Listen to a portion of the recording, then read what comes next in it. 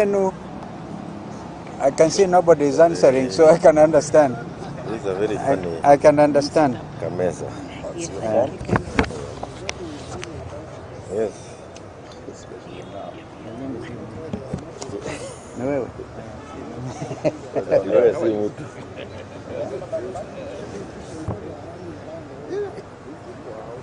Guys, if you're ready, give us thumbs up. Today is houseful. Yeah. Something that we didn't add and we had to reinforce was the snap election. Remember that you pointed out the last time? Yeah, that now has to be in accordance with. Yes, in accordance with the timing into law. But it went down very, very well with all public just before the went. Yeah. Only as the party that we are also disciplining our and ODM is also doing the same. Yeah. Okay.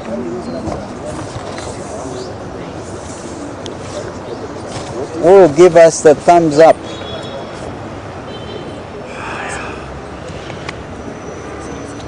I see all of them are here.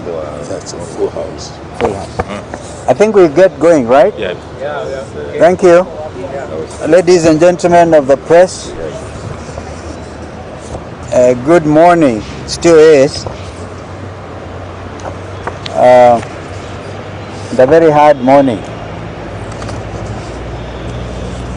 I'll read this statement on behalf of all of us in Azimio la Umoja One Kenya Coalition Party statement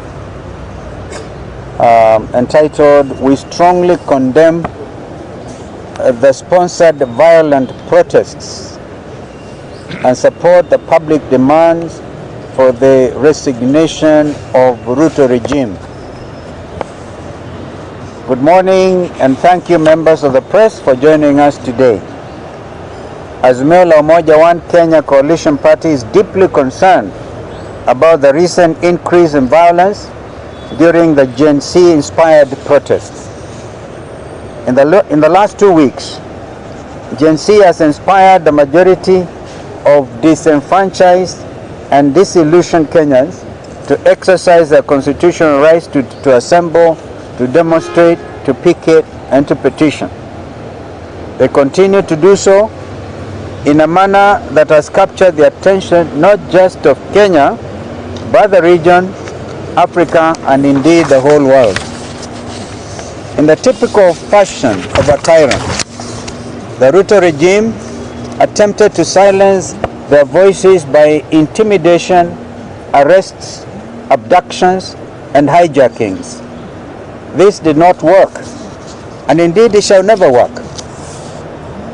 According to the Kenya National Commission on Human Rights, local and international media, the police executed a shoot-to-kill order that extinguished 41 young Kenyan promising lives, with over 300 Kenyans admitted to hospitals with gunshot wounds. We also note that the youth raised their demands from hashtag reject the finance bill to hashtag Ruto must go. Ruto and his henchmen sponsored goons infiltrated with the sole intention of destabilizing the continued peaceful protests. These disgraceful, criminal, and illegal activities violate the right to peaceful protest as provided for under Article 37 of the Constitution of Kenya 2010. Despite these perpetuated horrors, the young people have continued to march our streets, determined to drive and realize meaningful change for themselves, their families, and their country. We have observed that the intention of yesterday's well-organized, coordinated, and state-sponsored chaos was to undermine and denigrate the Gen Z-inspired nationwide non-violent protests. Looting was intentional. The destruction was planned. The torching of public and private property worth billions of shillings was carried out in collaboration with the already corrupted security forces in the full glare of the media and indeed the international media as well as onlookers. We also note that despite a court injunction prohibiting the use of live ammunition, tear gas, and crude weapons to disperse protests, police continue to deploy arbitrary gunfire, resulting in innocent deaths and injuries. To restore peace in the country, we demand that the police act swiftly in identifying and apprehending all the violent and criminal elements that infiltrated the peaceful protests. There are many questions that Gen Z, Azimio, and the world have, the two most significant of which are: why is Ruto, through his henchmen and thugs, hiring goons to destabilize constitutionally protected protests, causing chaos and mayhem? Is the goal to declare a state of emergency and suspend the constitution? Given Ruto's blatant mishandling of the economy through punitive tax policies, increased domestic and foreign borrowing, runaway corruption, ethnic and tribal public sector hiring, and astounding capacity to splurge on domestic and foreign travel and other luxuries, increased unemployment and high cost of living, the growing dissatisfaction the Kenyan public was to be expected. Generation Z is tired and Kenyans are tired. The slew of lies has left the hustlers, quote unquote, distraught and traumatized. Kenyans have had enough of Ruto and are demanding that #Ruto must go today, not tomorrow. To expedite the people's wishes, Azimio demands that the Independent Electoral and Boundaries Commission Amendment Bill 2024 be immediately signed into law. We are aware that this bill has been sitting on Ruto's desk for days now, and the Kenya Kwanza dictatorship is reluctant to sign it into law. As a coalition, we call out to Ruto and demand that he assent to this essential bill that allows citizens to hold their representatives in the legislature accountable. But the Constitution says if you want to withdraw your member of parliament, you have to wait for 2 years, and 2 years are coming to an end on the 9th of August. So really this is timely. We have officially, through our constituent parties mechanisms, put on notice all Azimio legislators who went against the wishes of their people. We are supporting the call for their recall. We continue to offer our condolences to the families of all those who lost their loved ones from the police bullets. We also wish those admitted to different hospitals quick recovery. We also note with concern the intention to divert the public attention from the real issues by purporting to adjust the salaries of senior state officers, members of parliament, members of county assemblies, and governors upwards at a time when the country's economy is not doing well. We urge our members to reject the salary increments.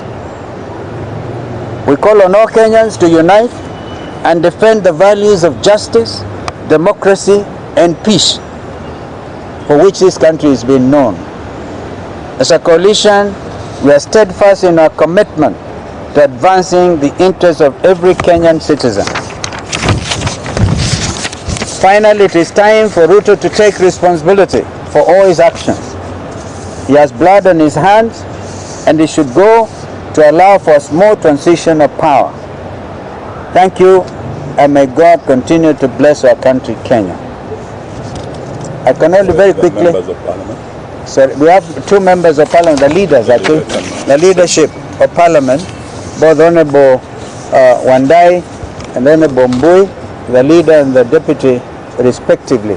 Although they call them minority in that parliament, we never accepted the reality that they are not the majority and the deputy majority respectively. Mheshimiwa Wandai. Thank you. Thank you, Excellency. I just want to clarify to the nation, really, that first and foremost, it is a matter of fact that the Gen Z and indeed the public have been calling for the reduction in salaries paid to senior state officers and public officers, including members of parliament. And therefore, it would be insensitive for us as members of parliament to accept any purported salary increment amidst the rage that is out there. As a matter of fact, again, I want you to go on record that I, together with my deputy, Honorable Mbui, have rejected in totality the purported salary increment by the SRC. I think we need to give you and we are asking the National Treasury to reallocate that money towards employing the JSS teachers, towards employing health workers, and in fact towards helping the youth who are out there struggling to get gainful employment. I'll be, of course, together with my deputy, calling upon my colleague members to follow suit.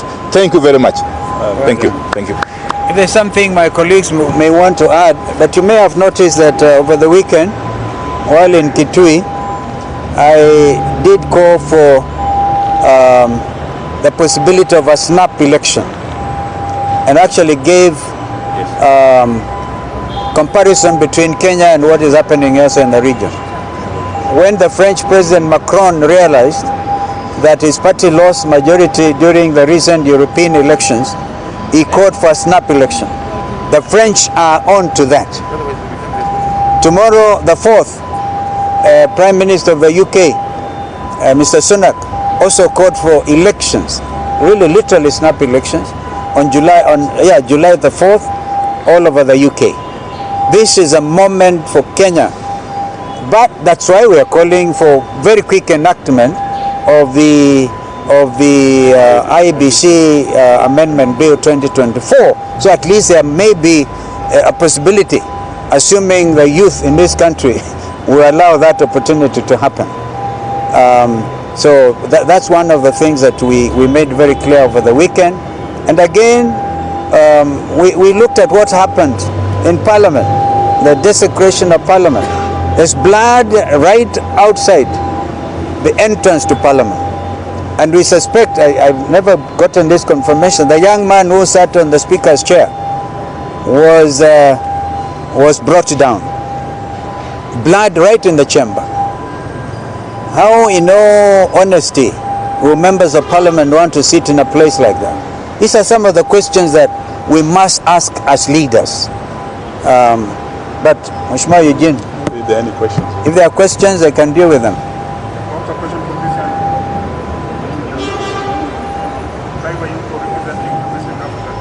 African Governance Report 2023 under the African Peer Review Mechanism actually highlighted this particular issue. Speak out. Highlighted this particular issue. You know, you can step out a bit and speak so out. we can hear you. The African Governance You Architecture. just come right there Okay. so we can hear you. Yes, Yeah, because the media actually, so the media can focus on you. The African Governance Architecture under the African Peer Review Mechanism gave a report on governance, and they highlighted these particular issues on youth, on unemployment, on various other things. And there's also a plethora of issues within this particular report. Are you calling for a transition committee? And in this particular transition committee, who do you have in mind as Azimio? Transition committee at the national level? Yeah. That is where if the institutions... Perhaps also considering the youth, also dismantle these particular institutions to include parliament and perhaps the judiciary. And that can be witnessed by the banning of parliament and the banning of the judiciary. So, what can you say about that? That is a lot of food for thought, but Jeremiah, I think you're given some thought to it. No, let me just say, clearly, when the Generation Z started with the Reject Finance Bill, there are those who had estimated their resolve. And what we have before us now is hashtag Ruto must resign. What we hold as Azimio also is that the executive plus the legislature should give way so that we can be able to get a new start. We need radical reforms in the country. We do not want cosmetic application. We actually need a radical reconstructive surgery of the institutions that have been affected. And with this, of course, we will be inviting even the judiciary to look at possibilities of helping us through this transition. But it is an issue that needs to be processed by us properly so that we are able to come up with an idea or a suggestion that will ensure that the country moves on. What we do not want is the country to go the Somalia way. But we are certain that we cannot be able to live any longer with William in power, with William and his cabinet in office, and equally with a parliament that have been impeached. So we have provisions in the Constitution. You can look at Article 134 all the way to Article 146, and we need to interpret them a little bit more liberally so that we can be able to get ourselves out of where we are. And it is possible for us to transit from where we are to a next system which is more inclusive and perhaps one that can help us navigate through the difficulties that we are in. The only other thing that I can also add is the issue of financing. There is a struggle with the Ruto to try and assign financing to individuals all over. The Generation Z or Generation Z were being financed by their parents. Bus fare, pesa ya kunywa chai, pesa ya kurudi nyumbani, bundles, that is the financing that was being done by parents. So if you are looking for who was financing, go for the parents. Stop scapegoating and stop hiring goons, like it has been said. Thank you. Okay, thank you. Another question, or we probably end it up there? There's one on this side.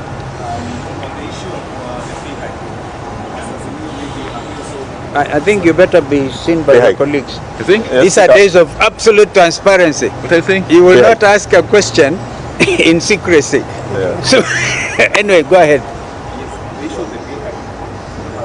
Has Azimio given a directive to the coalition governance to reject the pay hike? The pay rise. Yes. We're going to do that. I think that, well, It was he has spoken on behalf of MPs, yeah. the National Assembly. This goes to all our governors, all our MCAs, right? Complete and total rejection. In fact, it's like kicking our youth on the teeth. When they have been shedding blood to have a better country, then you go and do the opposite. Yeah, very good. Thank you. Thank you. Thank you.